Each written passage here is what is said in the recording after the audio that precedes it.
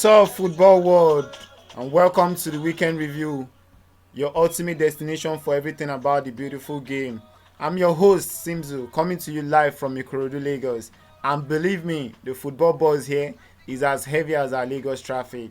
It's Monday, August 18, 2025, and we've got a packed show for you today. We're going to deep dive into the thrilling opening weekend of the new European season, touch on some crucial transfer moves, spotlight a few African talents making waves, and even peek into what's brewing in our very own NPFL. So, whether you're a tactical genius, a fan of pure entertainment, or just love your football, you're in the right place. Let's kick off. So, Ikorodu here is going crazy. So, on to the first segment of the show. Right, let's jump straight into the heart of the action. The major European leagues are back, and boy, they started with a banger. We saw some real fireworks across the continent. First up, the Premier League. The champions Liverpool, they started their title defense with a dominant 4-2 win over Bournemouth. It was it wasn't just the scoreline anyways, it was the way they controlled the game, the fluid passing, the relentless pressing, and it looked like they mean business. So also, Arsenal winning away at Manchester United after all the money, after all the Sesko and Cunha and Buemo that everybody I want to play for Man U. Well, but also for real, the real shocker for me was Chelsea, current world champion, dropping point at home against Crystal Palace, small Crystal Palace that you've played almost 55 times against, and you've won about 30 something. Crystal Palace has only won maybe 5. I don't think Crystal Palace has won up to 8 games against Chelsea. And you're drawing your first game, world champion, at home against Crystal Palace. Hey. Because for me, you'd expect a team with the ambition, especially after their summer spending and the brilliance in USA, to kick off with a more convincing win. Abi, are there signs of trouble with this with the way the game that they played out yesterday, or it's just an early season jota? Well, let me just say it's an early season jota. That's something we'll keep an eye on, anyways. And over there in La Liga, the Giants, the big boys, they made their statement. La Liga champions Barcelona, they edged out a tricky 0-3 victory against their opponents Mallorca, and thanks to goals from Rafinha, Torres and Yamal, classical Barcelona, finding a way to win even when they are not at their absolute best. So quickly, a nod to the French Ligue 1 and also the Holland, the Netherlands Eredivisie. Ligue 1 champion PSG reminded everyone why they are top dogs with an away win, a lone win. And in Netherlands, the champions PSV, they had a hard-fought 2-0 victory, which to me shows their defensive solidity is still very much intact. Overall, it was an exciting start anyway for the European season, new European season. The early season form is always interesting because it sets the tone. Who's looking like a title contender already, and and who might be in for a longer season than they hoped. We are tracking all of this here anyway, so you all should get set and we'll see at the other side.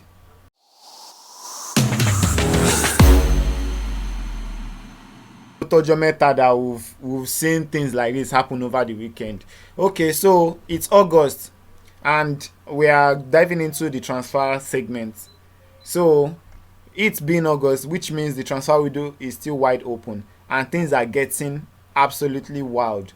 Clubs are making last minute push, and the rumor mill, those ones they are not sleeping, they are working overtime. The biggest confirmed move of today, courtesy of Fabrizio, the here we go, would I say hashtag, was Leon Bailey from Aston Villa to Roma. The deal has already been agreed.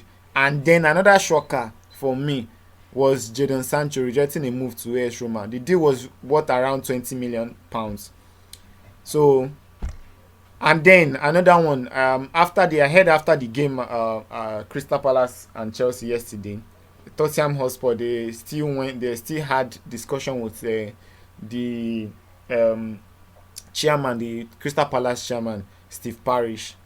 So what do you think about Eze? What his statement signing Eze will be? If like honestly, it's really going to be a statement signing if they could get easy. You get. But my question is, how do you think he will fit into their midfield? Will he be the missing piece they've been looking for to genuinely challenge for the top four this season? Eh? Despite the fact that it's a huge amount Palace are demanding, because I also read that the deadline for his transfer release clause to be triggered had passed. So now it's about negotiating. So it's either they negotiate higher or lower. So it depends on how well what's his name, Danny Levy, the chairman for Tottenham, negotiates.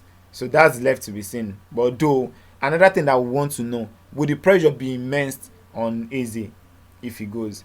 But that being said, let's still look at the saga that are still unfolding. The biggest one, talking about the man dem a call, Alexander the Great Isak, and his potential move to Liverpool. Will it finally happen this season, or will he stay for one more season? You know, every day brings a new twist and a new rumor. So we don't know the one that will wake up tomorrow to hear again. You get, but we would wait and see.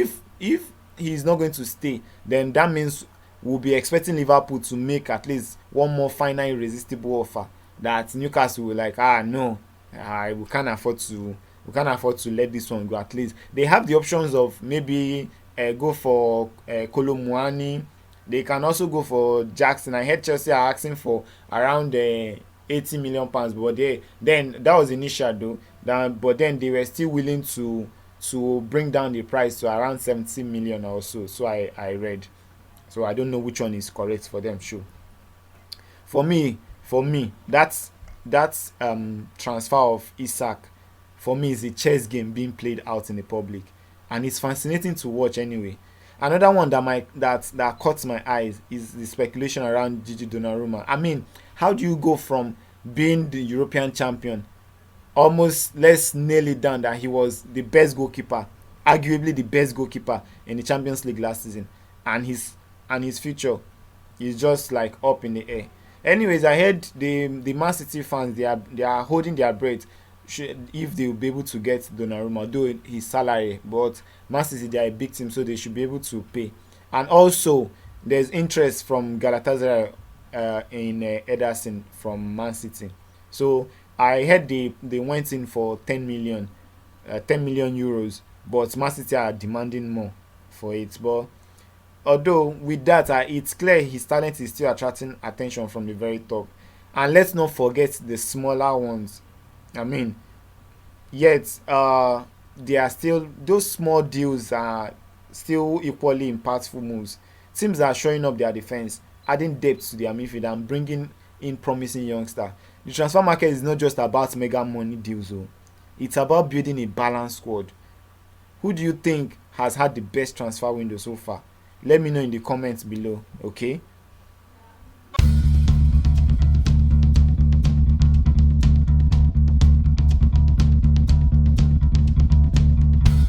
Alright, to the third segment of the show, let's shift our focus a bit, but still keeping it on the pitch. We are not living at the pitch nowadays.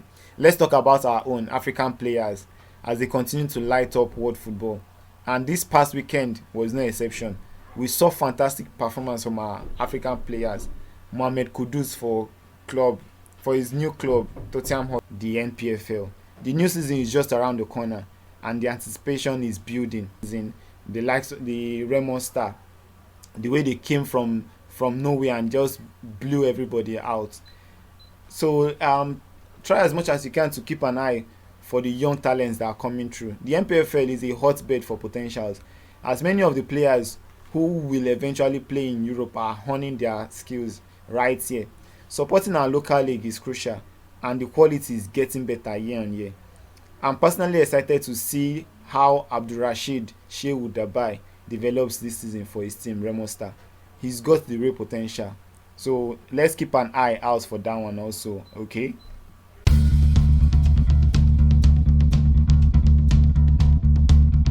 Fourth segments, looking ahead and final thoughts.